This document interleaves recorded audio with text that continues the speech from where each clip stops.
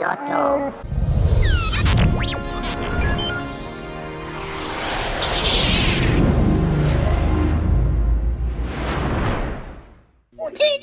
Hello my dear friends and welcome back to another Star Wars news update. 3 weeks today, it's the Book of Boba Fett, and today we have some new details provided by Temuera Morrison in a brand new exclusive with Total Film. The full interview releases tomorrow, but Games Radar have managed to snatch some early details, so we're going to be looking at them in today's video. Now in the interview, Morrison teases some very colourful surprises, and even addresses if Djarin is going to appear. On top of all of this, we have an awesome new still for the show, which will be followed by more when the full issue drops. Let's dive straight into it, my dear friends. No more jibber jabber, but what I will say is stay tuned to the end of the video, because we're also going to be talking about The Mandalorian Season 3. The Book of Boba Fett is blasting its way onto our screens soon, promising more action in the galaxy far, far away, specifically on Tatooine.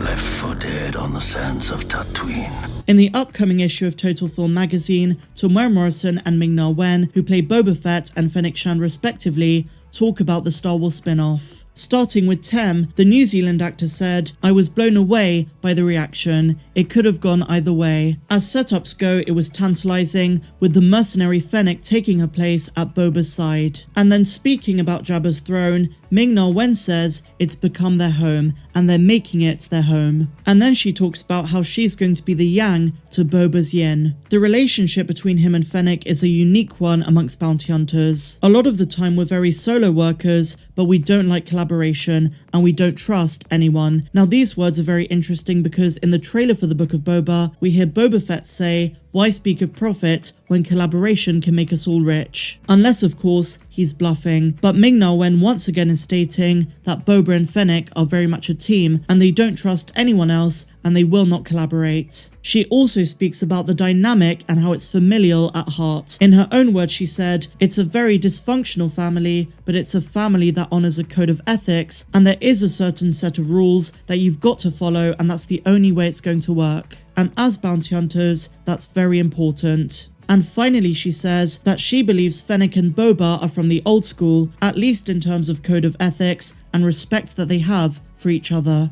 And then going back to Temuera Morrison, he addresses the subject of cameos and added, "We've got some wonderful, colourful things to look forward to. I don't want to say too much about it because we're all going on this journey together, and every little bit of information is pretty precious now." He was then asked specifically about Djarin, Pedro Pascal's character, but Tem answered much the same, that he can't say anything. But based on the way he responded, and based on what we know, Djarin is almost certain. The Book of Boba Fett is the next Mandalorian chapter, so to speak, and some of the earliest details for the series were that Pedro Pascal was involved. Now something specific that I do want to highlight is Temuera's use of the word colourful. He's used this word multiple times now when describing the show, and while he's talking metaphorically, describing the range of themes this series is going to explore, in this interview he's also referring to the cameos, and I like to jokingly say that I hope one of these colours is purple. But all kidding aside, there will definitely be a few jaw-dropping moments and a few unexpected cameos. The way that Lucasfilm and all of these actors are tight-lipped has got me thinking that there's going to be something in this series or multiple things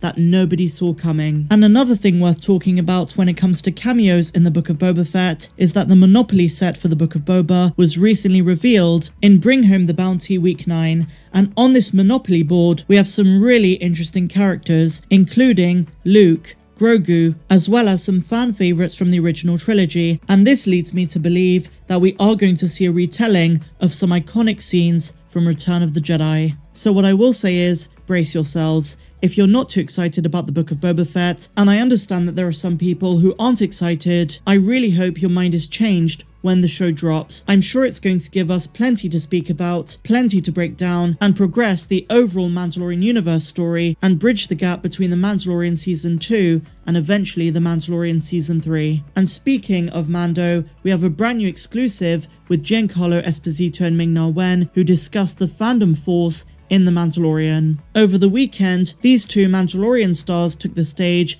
at LA Comic-Con to discuss the hit series The Mandalorian. Giancarlo Esposito and Ming-Na Wen reflected on their roles in the Star Wars universe so far and what The Mandalorian means to the fans. From bringing fans on to be direct parts of the show in their cases, to seeing their reactions to major events on the screen, Esposito and Wen explored the force of the Star Wars fandom and were also asked about The Mandalorian Season 3 and what it's got in store for us. The first season finale of The Mandalorian saw Mando and his allies go up against Moff Gideon and the Imperial Remnant, and that means that the production needed a lot of stormtroopers, so many in fact that the series ended up tapping the 501st Legion to fill out their army. The 501st is a volunteer organization dedicated to creating quality costumes through a shared love of Star Wars. The 501st often appears at conventions and charity events in costume. They're massive Star Wars fans in movie quality cosplay, and that was all they needed to be invited by Jon Favreau and Dave Filoni to be on the Mandalorian set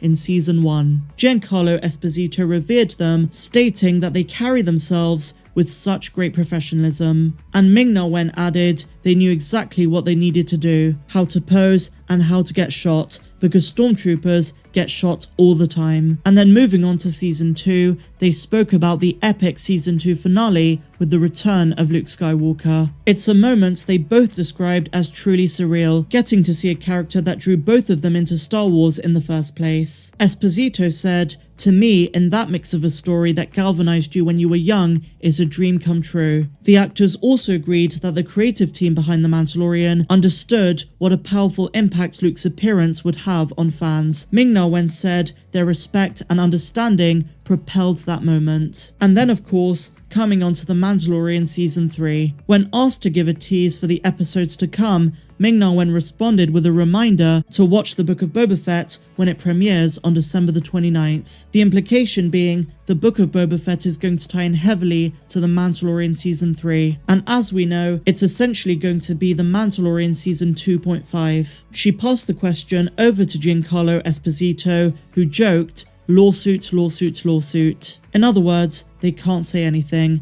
So Disney and Lucasfilm are keeping a tight hold on spoilers, but they do emphasize the Book of Boba Fett being the next chapter in that story. And if Din Djarin and maybe even Grogu and Luke Skywalker are going to appear in the Book of Boba Fett, then it makes sense that you have to watch it before watching The Mandalorian Season 3 when it drops next October. So let me know your thoughts of everything we spoke about in today's video in the comments down below. If you enjoyed this one, you know what to do. Give me a big fat thumbs up, subscribe to the channel if you're new, and if you're feeling generous and you want more videos that are not found on YouTube, then why not become a patron? The link is down there in the description. But otherwise, my dear friends, I'll see you in the next one. I'm Star Wars Meg, and I'm wishing you an amazing day, no matter where you are in the galaxy. May the Force be with you. Have a good one.